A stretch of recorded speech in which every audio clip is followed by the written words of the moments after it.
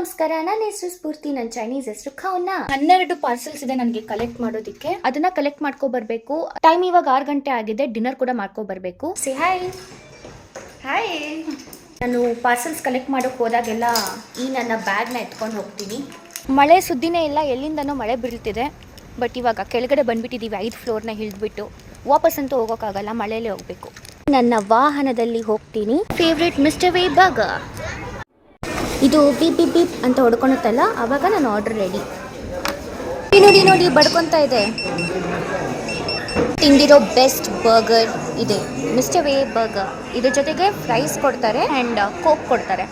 ಎಲ್ಲ ಸೇರಿಸಿ 17 ಯಾನ್. ಇದರಲ್ಲಾಗಿದ್ದರೆ ಕೈಯಲ್ಲಿ ತಿಂತಿದ್ದೆ, ಬಟ್ ಚೈನಾದಲ್ಲಿ ಗ್ಲೌಸ್ ಹಾಕೊಂಡು ತಿಂತೀನಿ. ಪಾರ್ಸಲ್ ಕಲೆಕ್ಟ್ ಮಾಡೋಕ್ಕೆ ಬಂದ್ವಿ. 3 ಜಾಗದಲ್ಲಿ ಕಲೆಕ್ಟ್ ಮಾಡಬೇಕು. ಇದು ಫಸ್ಟ್ ಜಾಗ. 2ನೇ ಜಾಗ. ಇಲ್ಲಿ ಇಷ್ಟು, ಅಲ್ಲಿ ಅಷ್ಟು ಕಲೆಕ್ಟ್ ಮಾಡಿ ಆಯಿತು. ಇನ್ನೊಂದು ಸ್ಟಾಪ್ ಬಾಕಿ ಇದೆ. ಸ್ವಲ್ಪ ರೆಸ್ಟ್ ತಗೊಂಡು ಇವಾಗ ಜಿಮ್ಗೆ ಹೋಗ್ತಾ ಇದ್ದೀವಿ.